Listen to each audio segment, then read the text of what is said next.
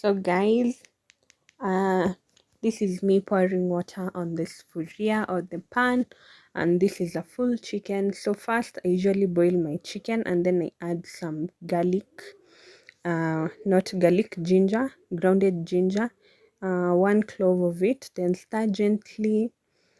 Make sure you add hot water to it, and before make sure you have boiled your chicken, then add some salt. Actually, make sure you had already washed it. And on the side I had some rice boiling. This was for some which had chosen to eat ugali, others had chosen to eat rice.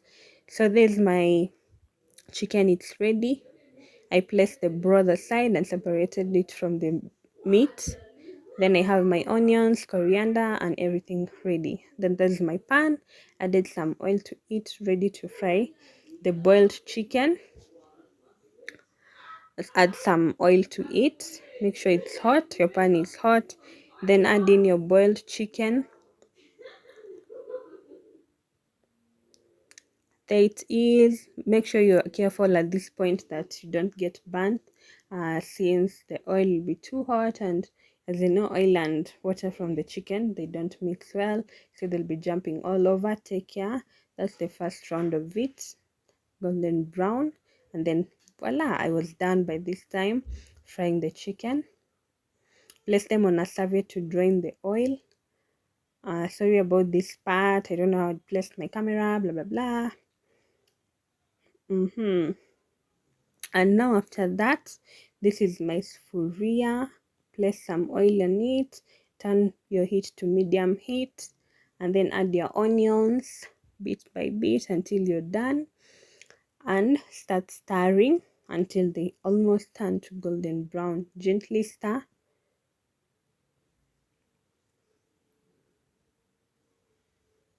And then once they're that way, you can add in your garlic ginger paste, 2 cloves of garlic, 1 clove of ginger. Then stir gently. Once you're done, guys, remember to stir, keep stirring, and always look on them so that they don't burn out. And just once you're done stirring, now you go to the next process and add in your tomatoes. These are 3 whole tomatoes, large tomatoes that are diced into small sizes. Stir gently.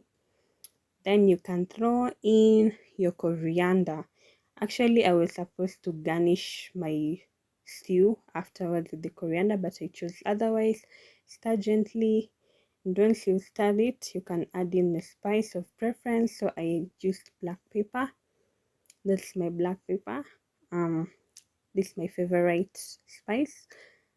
You can add 1 teaspoon or half of it, then go in with your salt, and then stir gently again, guys, and then you can add some Royco if you have it. If you're in Kenya, this is a good spice when cooking. Stir gently. Make sure you maintain a fine consistency by stirring. Once you're done stirring, you can add some water, or you can choose another spice of your choice. So this is turmeric. The purpose of turmeric is to add flavor and some color to the stew, or rather to the chicken stew. So a teaspoon of it or 1 teaspoon of it will do. Don't be okay, it depends with you. You can choose to put in more according to your preference and the people in your homestead.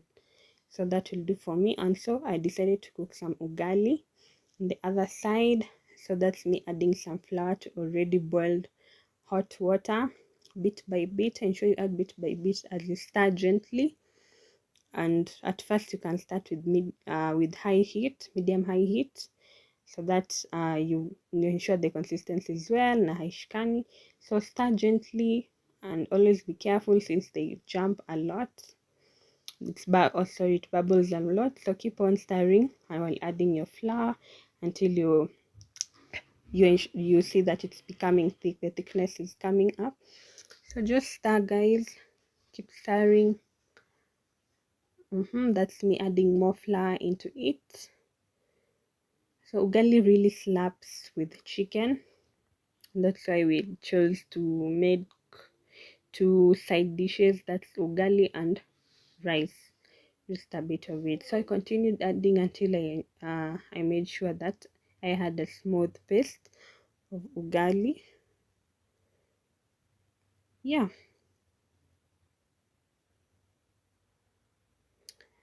I tell you, this is no joke. Cooking ugali is no joke, guys. You have to be a pro, but you can always start small. So usieke, don't add a lot of flour at the same time, so that it does not harden once you're done cooking. You know, when it cools down, it always becomes hard. So make sure you cook soft ugali. Don't add too much flour at the same time. Always cook bit by bit. So that's me. I've left it to rest aside while it's still cooking. Then I've added, at this point, I'm back to my stew. I'm adding the chicken inside, slowly by slowly. As you can see, don't just throw in things, ensure you arrange them well. No, yeah.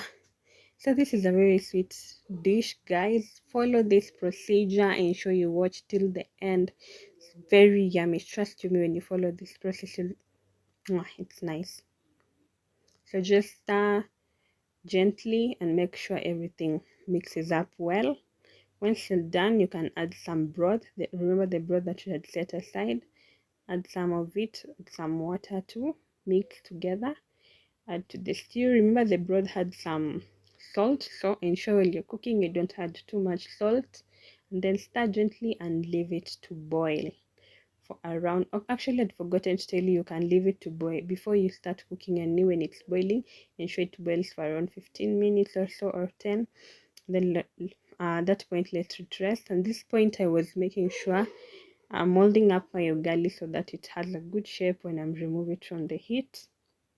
So after molding it, I turn my heat to low medium heat. I leave it to cook for around 10 minutes or so that I don't have uncooked ugali. Yeah, and that's it, guys. That's it for the video. At this point, I was done and I had served my delicacy on the table. So this was the side for people who had chosen to eat ugali, and the rest who had rice. For me, I love it with ugali. It really slaps. I tell you, this was really sweet. Sorry